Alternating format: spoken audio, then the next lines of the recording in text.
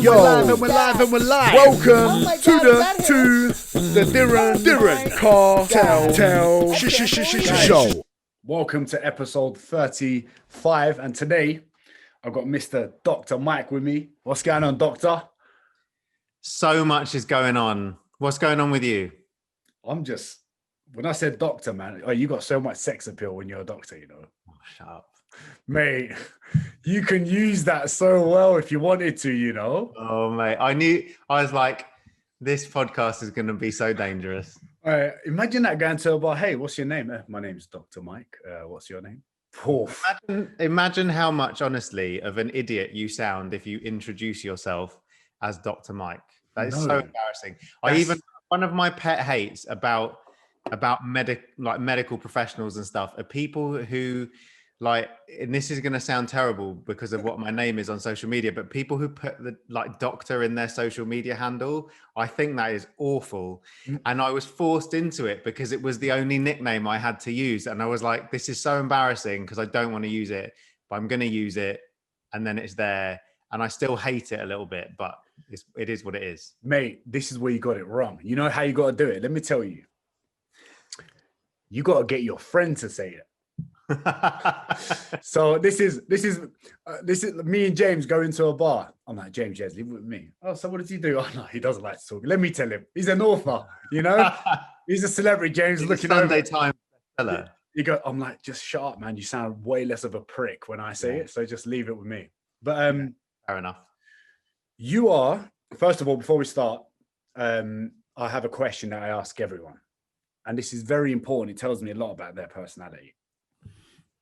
What is your Nandos order? Ooh, like this is like a massive issue for me at the moment because Nandos keep messing with my order.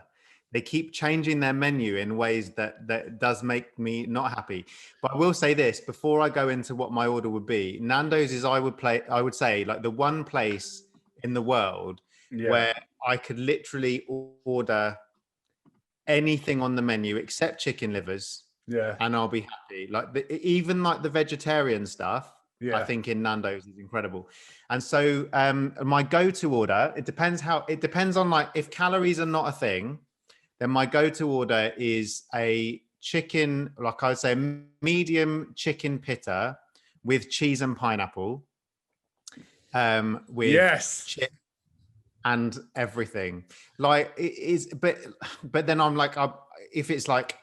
If I would, my original, like my diet order was always the avocado and green bean salad, which they got rid of. Yeah. And then, so switch to like a Mediterranean salad with 2 chicken fillets is incredible. And then they got rid of the Mediterranean salad, like, which is just, it blows my mind. Blows my mind. I think at the minute they're going like up and down. What's your background? So my mum is Lebanese and my dad is Syrian. Okay. Oh, you're Syrian. That's why you and me look alike so much. We can get away with being relatives. You're Syrian because you might even be a little bit Kurdish. Who knows? You know, it's possible. Who knows? It's possible. And you know what's like? You know, when you're from a culture, like, do you speak any other languages? A little bit. I speak a bit of Arabic. I understand a lot more than I speak. I'm not great at speaking, to be honest. Yeah, I bet your family. Grandparents, uncles, aunties, when you tell them you're a doctor and you're ethnic, it's such an honorable job, right? Isn't it true though? They like it. Isn't it true? Like when you go somewhere, like someone's feeling a bit, oh, Mike, come, she's ill. Come, let me ask him, you know? I remember my dad, right? You know, like when people get really old, and you would know this, like ethnic families, I think, are way more emotional, where they want more attention, right? Especially as they get older. Mm-hmm. And so my grandma is at the age, she's like 95 or 96 or something. Wow. Yeah. And she just wants attention. So my dad, when I bring friends over to my grandparents in Istanbul, my dad's always pretends and fakes that my mates are doctors. and he just goes, oi, just tell her she looks good. She looks healthy. She's fine. And it works every time.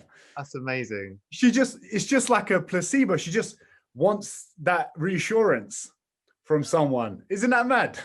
That's so nice. So it comes to my next question. Do you Right. feel like, do you do that all day to people when you're working? What, reassure them or tell them they look great? No, no, like reassure them with, because I feel like a lot of people when they go to GPs and stuff, me included, it's like I kind of need that approval from a doctor to say that I'm going to be okay.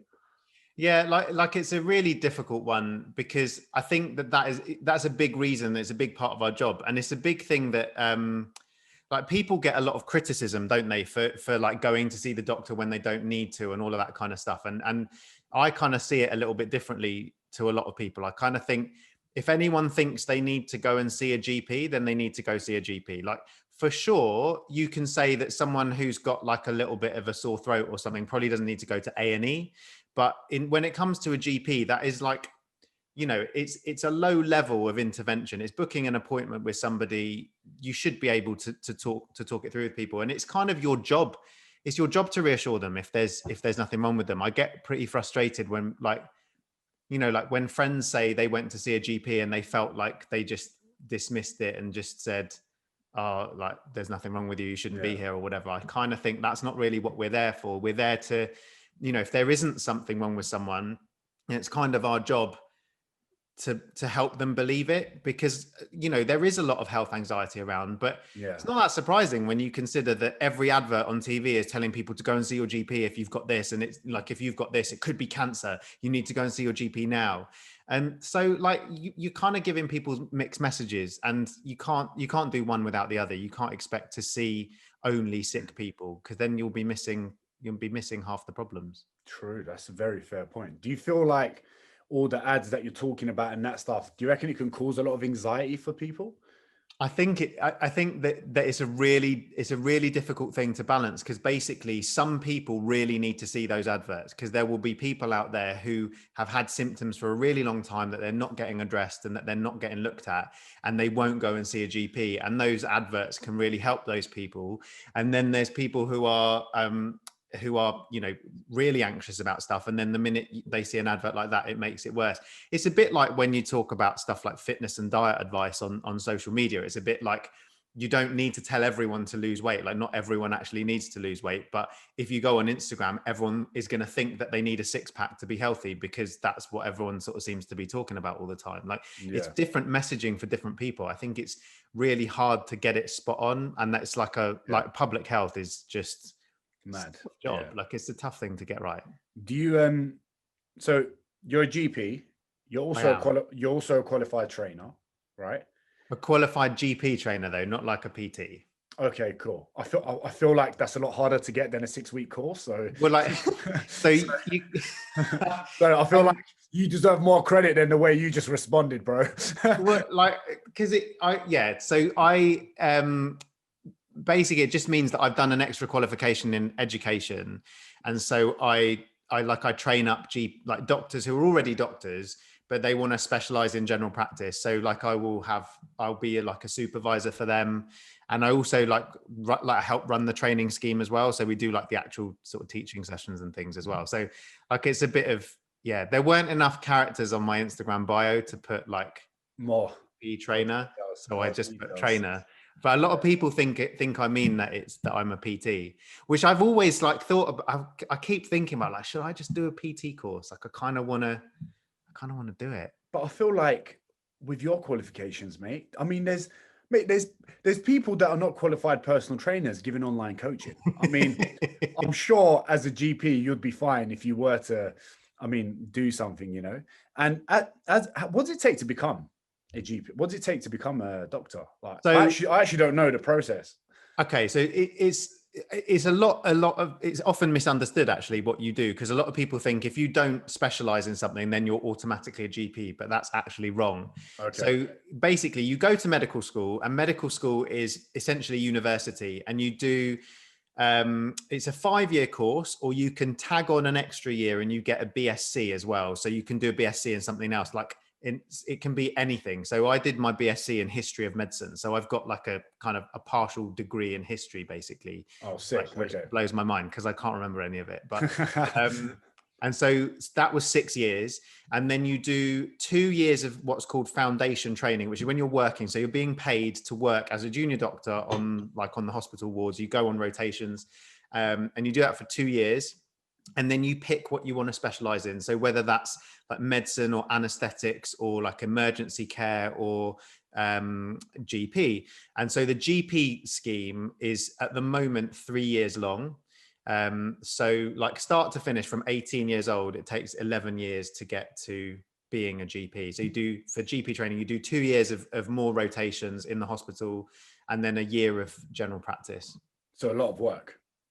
It's quite a lot of work, but at the end of the day, like it's like you get paid for that work. So you don't get paid obviously for medical school, but that's just university. Like that's just fun and loads of studying. Yeah. And then when you're working and when you're training to become a GP, you're still going to your job every day. You're still getting your salary every month. So it's not quite the same. You do have to do exams and assessments and stuff like that, but sounds like that. It definitely does. I quote again, sound a bit more difficult than a 6-week PT course. Well, it's all relative. It's all relative. It's all right. But you know what? Like, I obviously know, like with, I don't actually remember the last place I was doing face-to-face was Australia. Yeah. And you had to keep up with certain points to stay qualified as a personal trainer, which I think is great. Like you have to do a certain amount of like courses or whatever to stay up to date with. I actually don't even know if that's happening in the UK anymore, but I think there's so many ways around it and there shouldn't be. Hence why there's so many like bad personal trainers. Is there any way you could get around that being a GP? Yeah. I mean, really?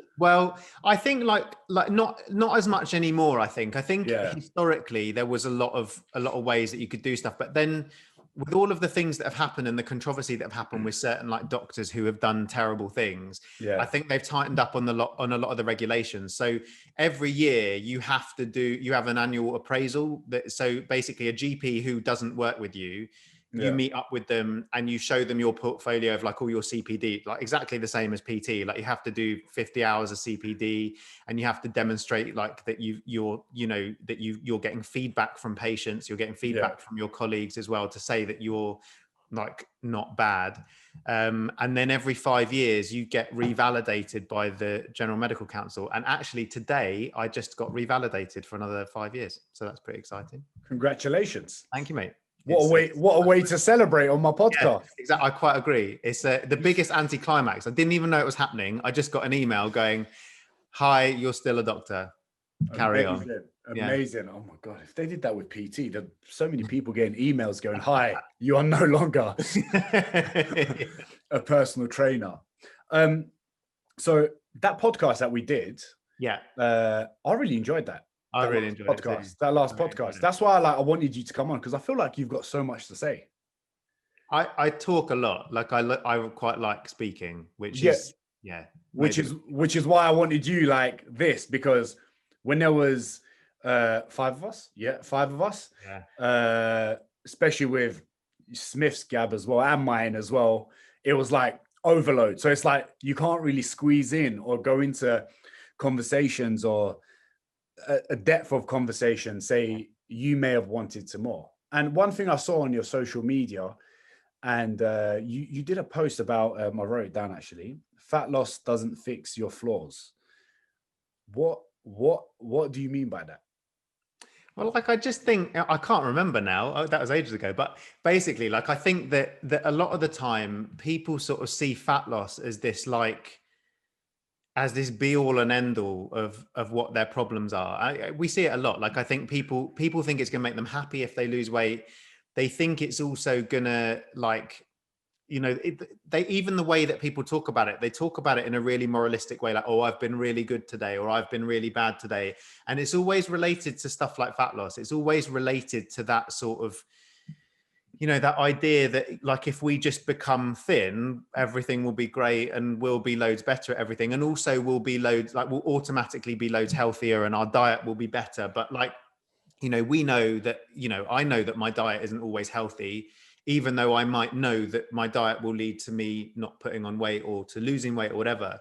And I think that there's just this, like, there's this real moral issue. And I think we see it, like, everywhere around health, wellness, all of those sorts of things. It's like, it's like, you know, and I remember this from like when I was really overweight, I've been waiting to use this hashtag, when I was feet up 24/7, I, I was basically, you would look at these like wellnessy sort of people and you just think, oh, like, I hate you.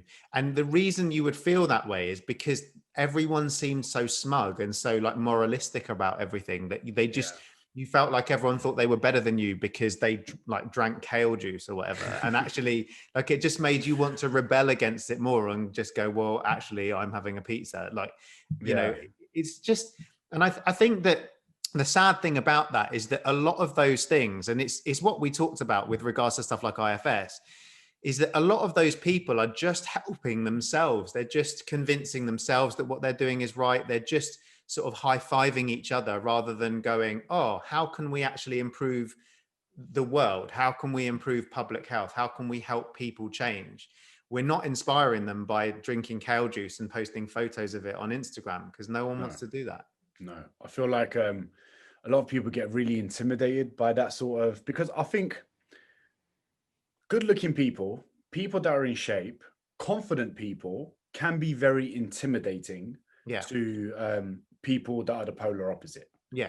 And I think the biggest difference and the biggest way you can make an impact as a coach is be approachable in that sense. Definitely.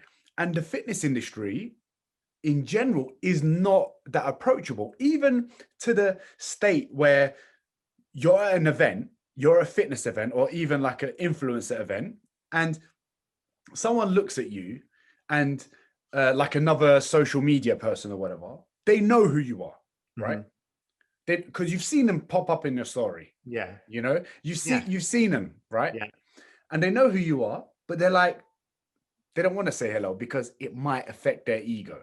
Who's the bigger man? Who's going to say hello first? Luckily, I've got none of that issue. I just go over and say, what's going on, bruv? How you doing?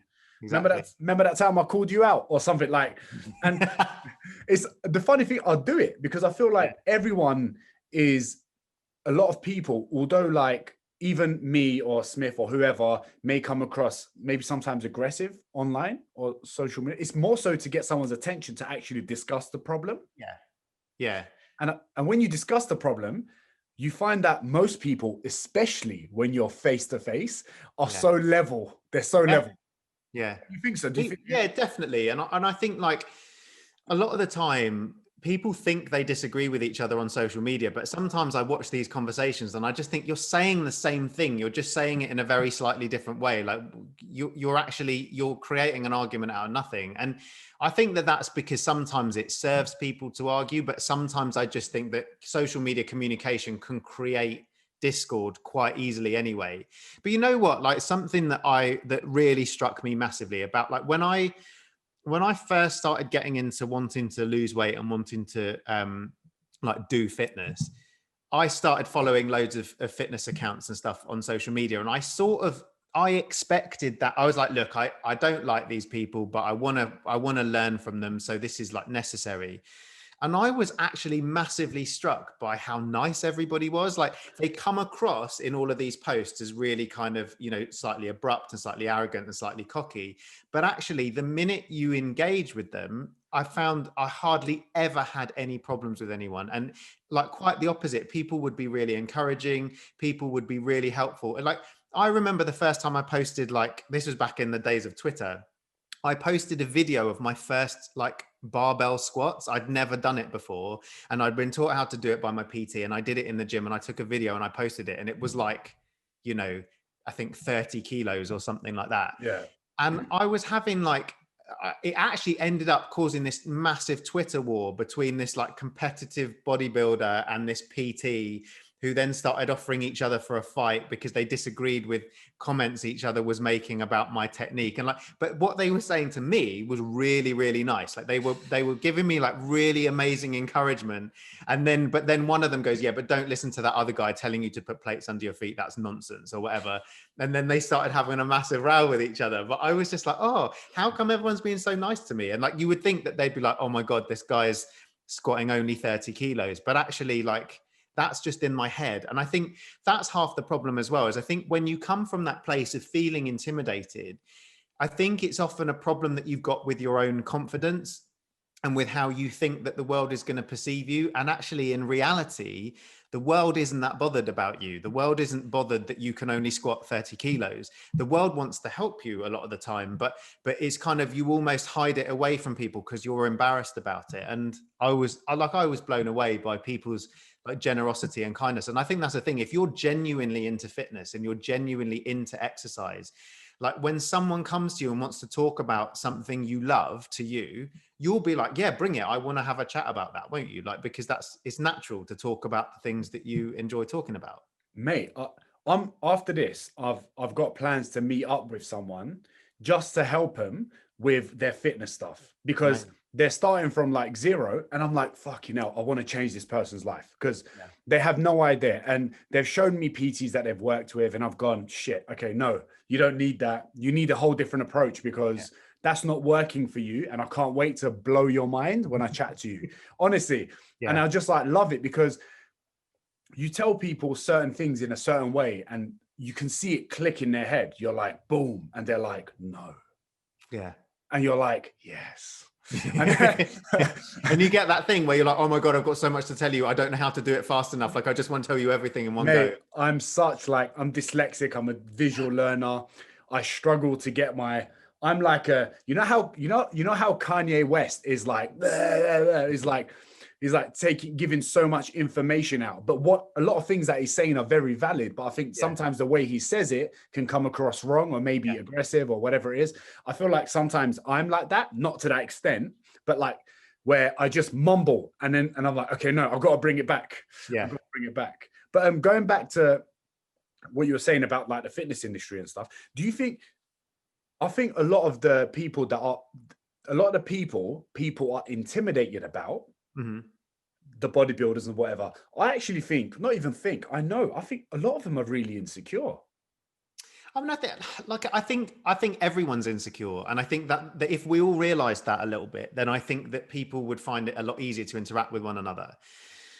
And I don't know, like I often find like, I think if you approach people from a completely non-threatening, completely respectful point of view, you will rarely find the problem with them. And you see this like at so many levels. Like there's loads of people who have a reputation for being argumentative on the internet, that people will be like, oh, I can't believe you follow that person. They're really arsey to everyone. And then you'd be like, but they've always been really nice to me.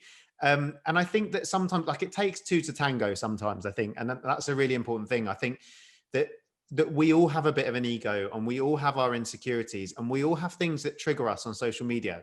And if you get triggered by something on social media and you respond while you're triggered to it, even if you think you're being polite and you think you're just having a friendly chat with someone, chances are you're probably being a little bit passive aggressive. They're probably going to pick up on it. They're probably going to be a little more passive aggressive back to you. And then before you know it, you're just in like this flame war, which is just, it's not worth it.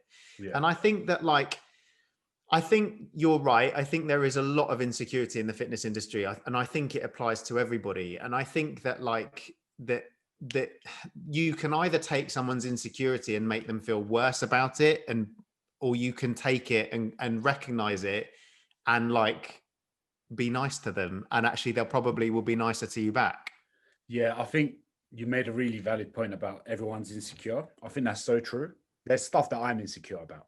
Definitely. I don't go around talking about it on my story, do I? Everyone goes to me, Diren, you're so confident, you're so this. Yeah.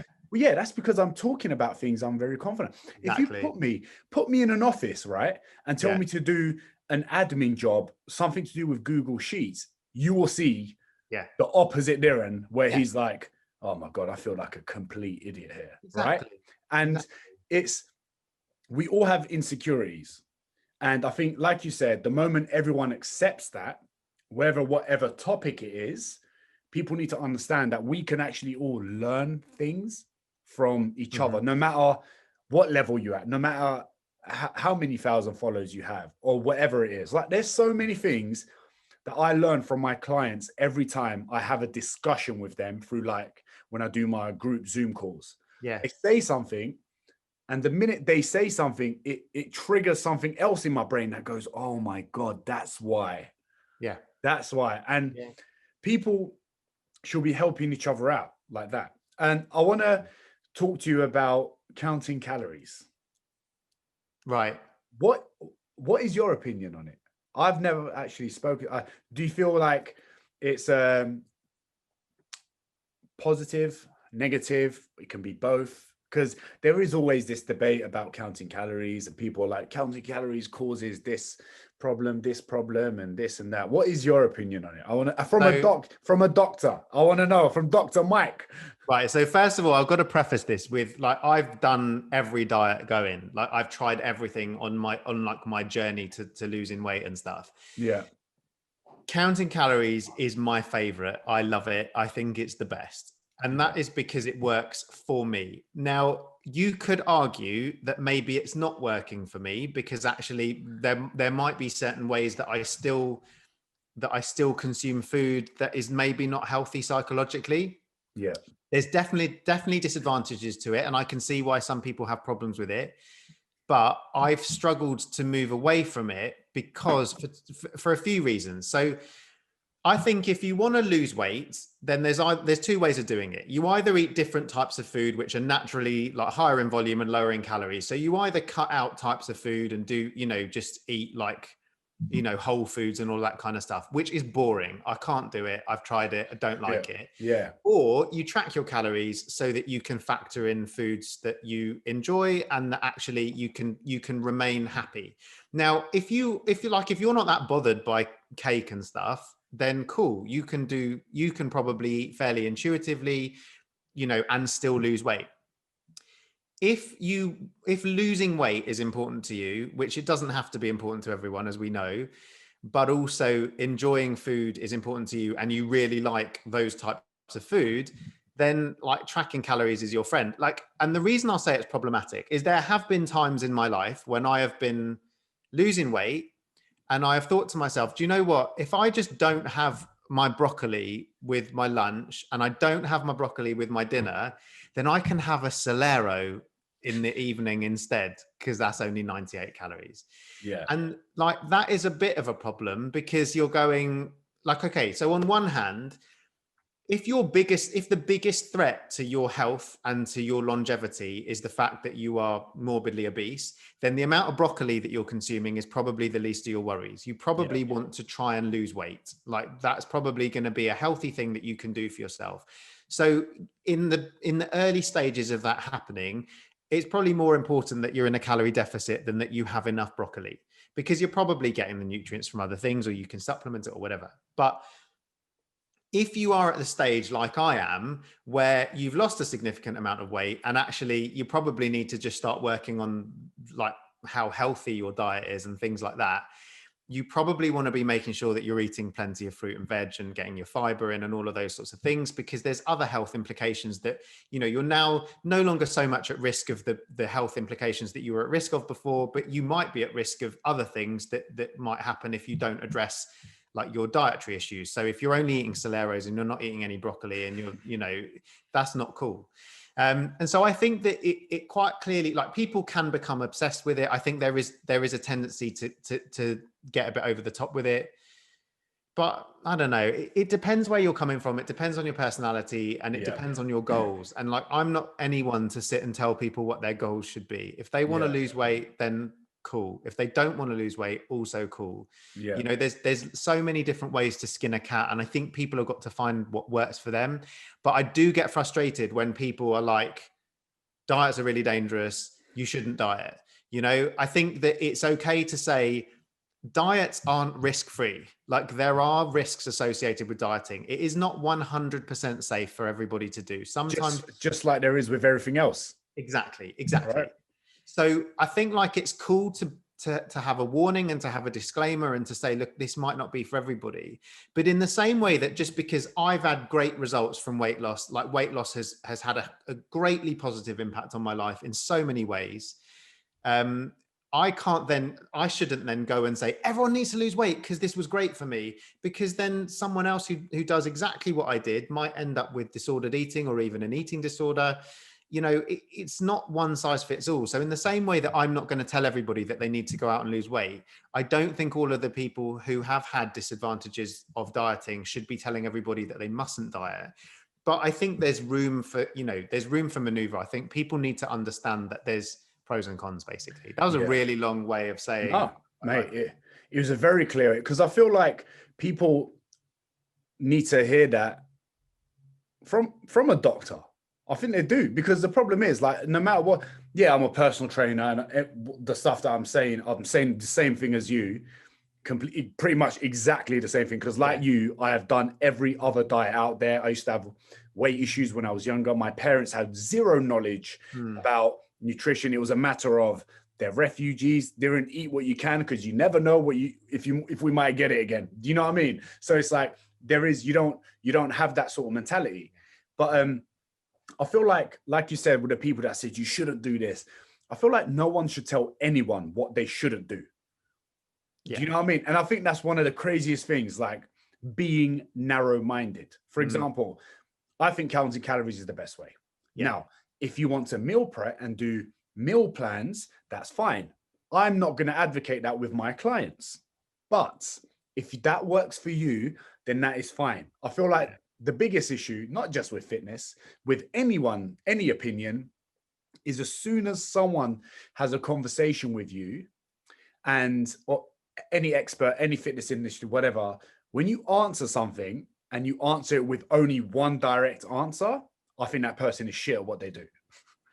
I think, yeah, I mean, I think that's the thing, isn't it? Is there like, you need a little bit of life experience to understand it. And like, I feel kind of fortunate in a way, because before I got in fact, when I first started losing weight, I just did calorie counting. I didn't know anything about macros or anything, but I just used the MyFitnessPal pre-calculated amount, and that just kept going down and down, and I couldn't do it anymore. So someone said, oh, why don't you try paleo? You can eat more calories and still lose weight. So I did that. And I did it for a month, and I thought it was the most amazing thing, because I'd lost a kilo every 2 weeks for like 6 months just from calorie counting.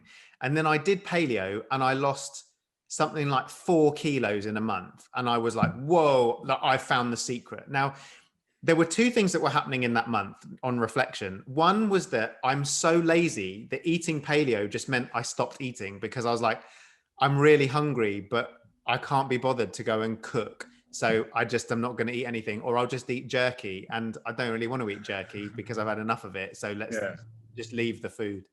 So that was happening. And also I started running as well. So I think my exercise was a lot more like calorific. I hated it, but I was doing it because I really wanted to lose weight. And so but in hindsight, I put it all down to the fact, like, this magic of paleo. So then I got to this idea that, like, once I saw the light, when friends of mine were like, look, you don't need to do this. I was basically doing restrict for like a month, and then just falling off the wagon, and then restricting, and then falling off the wagon. And it was like, it wasn't pretty at all. Like, that was, you know, when people talk about the side effects of dieting and the dangers of dieting, I was heading in that sort of direction, because I was like, I've got to be good. I've got to be good. And then every time I failed, I was like, I've messed up completely. I might as well eat everything. And, you know, it was a real problem.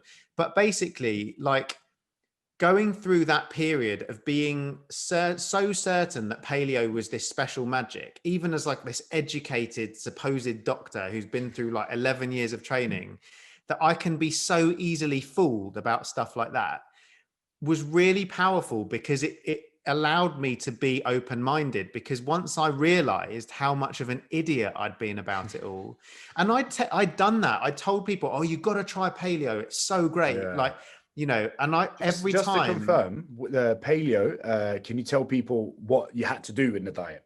Okay. So the premise of paleo is that human beings were evolved to be humans at a time when only certain foods were available. So the idea that all grains are basically forbidden because they were only invented later. So we're not designed to digest them. So you basically cut out any processed food, any refined sugar at all, but other types of sugar are okay. And then also, so it's basically, I mean, in terms of a diet, like it's a good, healthy diet. It's meat, fish, loads of vegetables, fruit, nuts, eggs, like normal food basically, but just you're not allowed anything fun. The mad thing is, like, that month as well, you would have cut down a lot of your carbs, right? Yeah. And what a lot of people forget is, like, 1 gram of carb holds on to like 3 grams of water. Exactly. So like probably 1.5 kilos or 2 kilos of your weight that you dropped is probably just water weight. Yeah, exactly. You And know? so like the best thing that I ate on the paleo diet was this thing. Have you heard of chocomole? I think I have, yes. There's chocolate mousse made out of avocados. Yeah. So it's basically like 1 million avocados, loads of dates, loads of agave syrup, and loads of cocoa powder and cocoa butter. And it's all blended together. So it's probably the most calorie dense thing you can imagine. But you can, like, I can eat as much of this as I like because it's paleo. And I think that, that's where it goes wrong. But basically, like, just the knowledge that, if I can mess it up that much, then surely everyone can. And also I can't expect everyone not to. Yeah. So that understanding took away, like, and again, we talk about insecurities on stuff on social media. People are so insecure about being wrong, so they're scared to change their minds when people argue with them. But I've been so wrong that you got no choice but to own it and to go, yeah, I thought that, I was an idiot.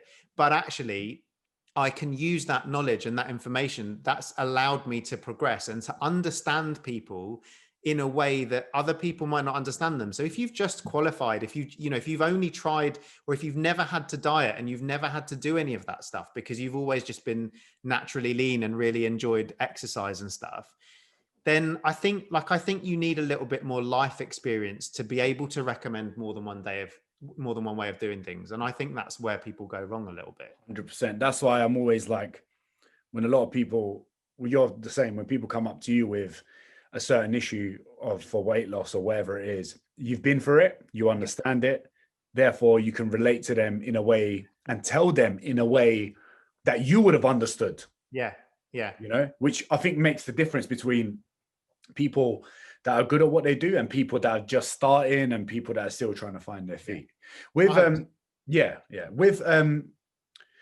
being a doctor, one of the reasons I like you is, especially after that podcast, is like, there's a lot of doctors out there on social media that are like putting out bullshit, bruv. Like, just annoying.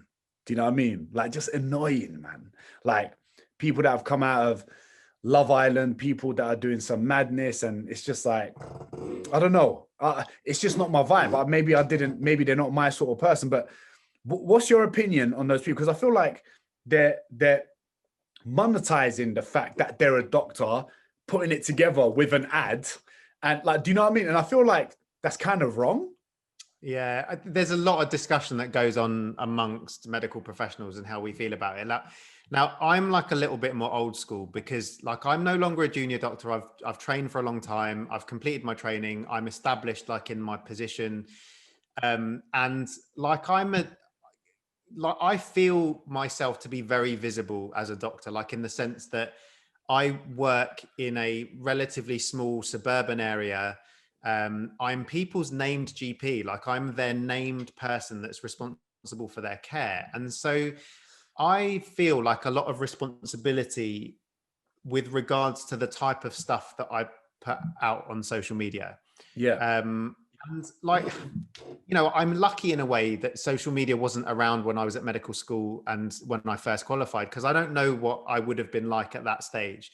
And I think that it's it's a very tempting environment. Like, you get those emails from people going, do you want to, can we send you stuff, or can you do a post about this and we'll talk about, all the spam emails that you get. Yeah.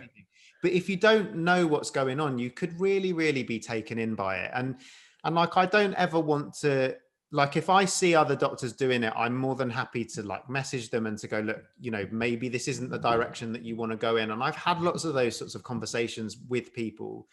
I think you just got to be really careful, because I think when you use, like, when you use people's trust to sell them something, that's a really, really troublesome position to be in. So you need to be sure that if you're going to do that, which I feel like I'm in a very fortunate position that I don't need to do that. I love doing reviews of stuff. Like I love talking about protein bars that I like. And if there's products that I enjoy, I will always post about them because I enjoy them, not because, and I think other people might enjoy them, not because I think they're going to make them feel better or whatever, or they're going to have medical benefits. Like, it's just, there's a lot of really blurred lines and it's very, very difficult to traverse them. But I think if you are using someone's trust to sell them something, there's a little bit of a problem. Now, if what you're selling them is like let's say, for example, if you're doing private practice and you're selling them your expertise or consultations or whatever, like I have no problems with that. But I don't think that a doctor needs to be like sponsored by a supplement company to sell like fat burners or whatever. Like, you know what I mean?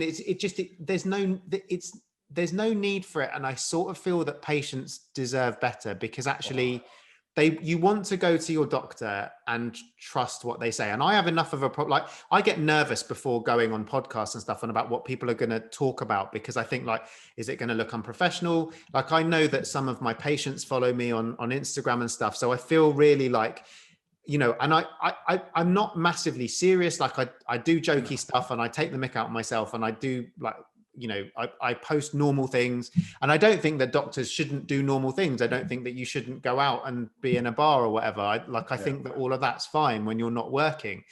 But I also think that, like, let's say if you want to go and see your GP, and he's going to give you some bad news about you or your relative, or you want to confide in them about something that's really personal to you. And you saw him last night, like at 2 a.m. hanging out of a bar, or you saw him selling fat burners, like it changes the relationship and the respect that you're going to have for that person. And I think that people deserve not to have to worry about that when they go and see their GP, or not to have to worry that their GP is going to use them as a story. That, I mean, that's really like, you know, forbidden.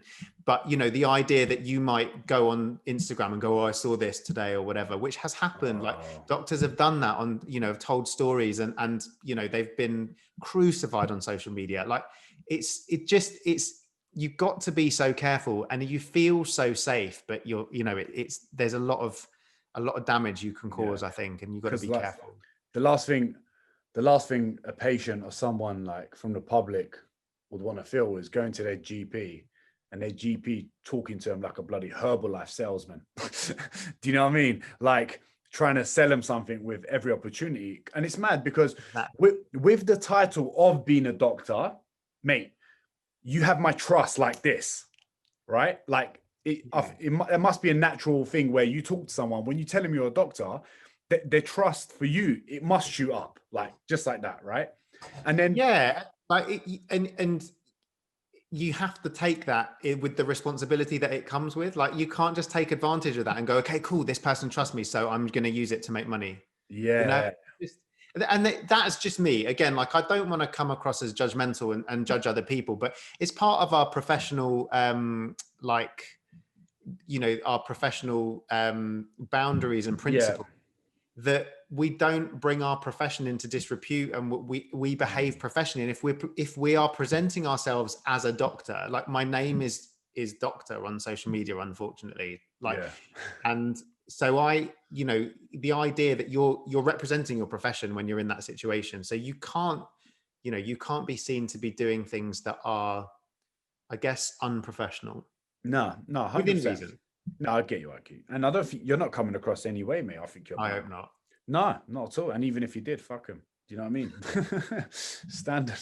Like, because at the end of the day, like you're obviously, and you can tell that from your tone, the way you are. But it's just the mad thing is, I feel like some people now have become experts when they've got a blue tick, or an expert when they've got a certain amount of followers, as well as the doctor title, and using it to their advantage. And I'm not saying they shouldn't use it to their advantage, but maybe not in a way, like you said, if you are a doctor, you have certain responsibilities to kind of serve the public in the right way, right? Yeah. And it's about, like, for me, it's about dissemination of decent information, like education, using my, like that social media platform as a way to advocate for things that are important, you know, like talking about mental health and talking about stuff like that. I'd rather be talking about mental health and making people feel better about things than making, you know, doing a sponsored post, you know, for stuff that I don't really think is important. If like if you think something's really important, then great. But I hear what you're saying. What do you think about these virus experts? It's interesting. It's interesting because like it's, you know, it's so difficult to actually find any decent information at the moment. Like I'm even struggling like in terms of trying to figure out what's going on because there's so much conflicting information. It's wildly conflicting. And then even the people that you then think that certain people should be talking sense, and even they're not talking sense. So you're like, oh, I don't really know where to look. So there's a few accounts that I trust when it comes to COVID information, and the rest I try and disregard. But it's very, very difficult to try and disregard information that is put right in front of you everywhere you look. Because do you guys get like a VIP with information compared to? Yeah. Because we're all paid off by the big pharma and all of that kind of stuff. So we just get planted these conspiracy theories to just, no, I'm joking. But basically we do. I mean, there is a lot of information, like, especially when it all first started, like my NHS email was just inundated, like daily updates. This is what's going on. This is what's going on. This is how many beds we've got. This is that. This is the other. And it almost became like, it was overwhelming to me. Like was it the same numbers you were seeing on the news? Yeah, it was. Really? Okay. And I think that there have been a couple of things that I think have been a bit twisted. Like, so I think that the way that the deaths were recorded was a bit inaccurate, but it was something that we sort of, even I didn't realize that was happening. I was like, oh my God, all of these like COVID deaths. And then because people were accusing doctors of like doctoring death certificates basically and signing stuff off as this is like as COVID being the cause of death. And I was like, no one I know would ever do that, even if they asked us to. And no one has asked us to. Like, I would know that because I would have been one of the people who would have been asked to do it. Yeah. But actually what turned out that was happening is that when people were dying, even if COVID wasn't necessarily the cause of death, if they had COVID within the last 28 days of their life, if they had like a positive COVID test, it was counted as a COVID death in the statistics, but not as the cause of death, if that makes sense. That is mad. It was thought to be COVID related. So if I had COVID, right, and I left the hospital to go home and I got run over by a bus, what would it get down as? Well, the cause of death would be run over by a bus on your death certificate. Would not run over by, you know what I mean? Like that. But in the statistics that were done with regards to, it was based on like deaths that had positive COVIDs because it was just a statistical number. Okay. And so that was, I think that caused a lot of panic. Yeah, I mean, it wasn't just panic, but it was a lot of mistrust as well, because they were honest about it. Like when they were asked about it, they were like, oh no, it's just everyone who's had this, you know, it was Public Health England said it. But it was like, people were like, whoa, when they said it, they were like, but hang on, that doesn't count. Yeah. So I think it caused a lot of confusion. And I think that, you know, like a lot of seeds have been planted by, you know, like the way that the government have behaved, stories about like high up government members, like not obeying the rules. So what do you think the rest of the public is going to do? Like, it's just, if you're not going to lead by example, you're going to get people questioning things. You're going to get people disobeying the rules. And I think it's just been like, it's been really tough to watch as kind of someone who's on that other side of it, who just like, I really want things to be okay. I want my patients to be okay. I want my family to be okay. I want to be okay. And I want the public and the economy to be okay. And I think we've got ourselves arguing as though those are two different things. At the end of the day, if we destroy public health, we destroy the economy. If we destroy the economy, we destroy public health. They are so interlinked that it's not about like, people have made it about like lockdown versus freedom, but actually it's not about that. It's about finding ways to try and balance everything in a way that doesn't cause catastrophe. But there we go. what do you think of the way Trump has dealt with it, in the sense of like, just, what do you think of that? It's terrifying, isn't it? And I think like it's so hard to, I tell you what I find really difficult. We spoke about this on our podcast as well. Like, it's so difficult for the human brain to get their mind around numbers. When you talk about population level numbers, it's so complicated. Like, I remember like having this, I went into this massive panic. I remember going to Bristol for the day to meet up with some friends, like in the middle of March, I think it was. And we were out at lunch, like at a pub, and my friend got his phone out as we were leaving, and he goes, do you know what? 135 people died of coronavirus in Italy today. And I freaked out. I was like, that, the moment he told me that, I was like, oh my God, that's so many people. This is happening. Like, everyone I love is going to die. This is really awful. Oh my God. Yeah. But, and then when you actually put those numbers into perspective of what things are in the population and related to the stuff that you see on the news, you know, it's really difficult, I think, and I know it might just be just me that finds it difficult, but I find it difficult to marry up statistical numbers, like population level numbers, like people dying in their hundreds of thousands, with what that means to me and my environment and my community. Like, you know, it's such a massive thing. And you hear those sorts of numbers coming out of America, and you just think, you can't fathom that level of like disaster. But then people are like, but then this many people die of this, and it's just really difficult to balance. I think. Mad. I feel like you just got to balance it out with what you kind of look into. Like, like I think it's good to know what's happening, but I don't think you should look into it to such an extent where it stresses you out. Exactly. And that's the difficult balance to find. Like, there was a time when I was checking the Sky News app religiously because I was just so desperate to see some good news. Yeah. And I was getting to the point where I was driving myself like up the wall, to be honest. Yeah. I was really like, you know, because I kind of felt like I was really lucky because I knew my job wasn't at risk. Yeah. I also really didn't want to do my job because I thought it was potentially going to be really dangerous. And they were all news was like, there's no masks, there's no aprons, there's no gloves.